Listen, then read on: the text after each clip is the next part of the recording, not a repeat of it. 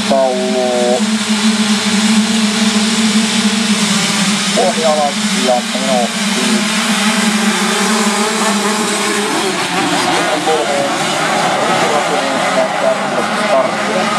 Ja Ratinen saa tempaittua vielä heti lähtömutkassa hiukan etumatkaa muihin. Napsin parsilla hän pääsi joko suoralla pikkuinen karkuun ja pääsi sitten hakemaan voittoa. Etu Ratinen suorattaa 30 Viljan maliin ja numero 131. Jälleen tuolla kierroksen loppupäässä sitten oli sitten jo askeleen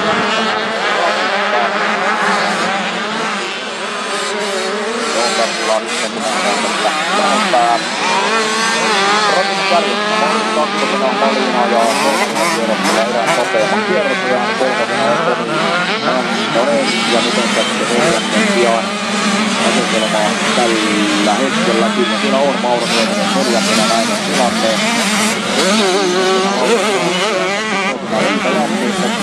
Nappaa ja Kroonströmistä tuolla lähtömutkassa.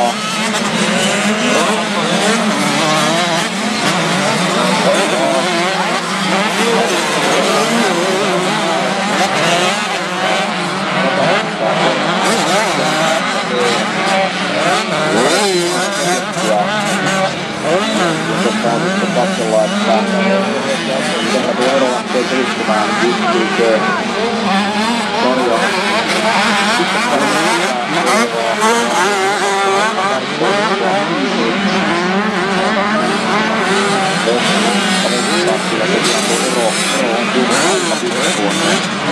kolmen kärkeen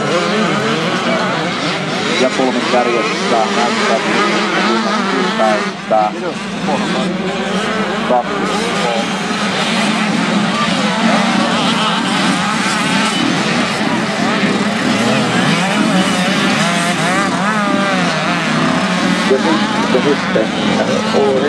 hetkinen, nyt tullaan kohti maalia, jaha, ja nyt onko siellä laitettu vielä ikan kierroksen lopussa.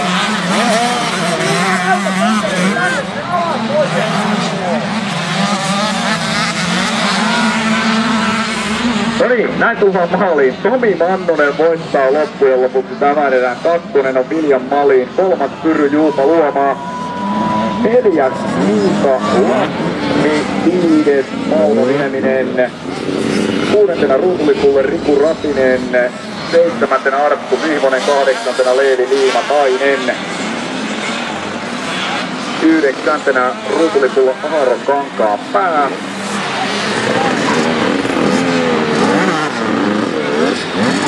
Näin, siellä on tosiaankin sitten Tomi Mannonen vielä viimeisellä kierroksella nousee erävoittoon ja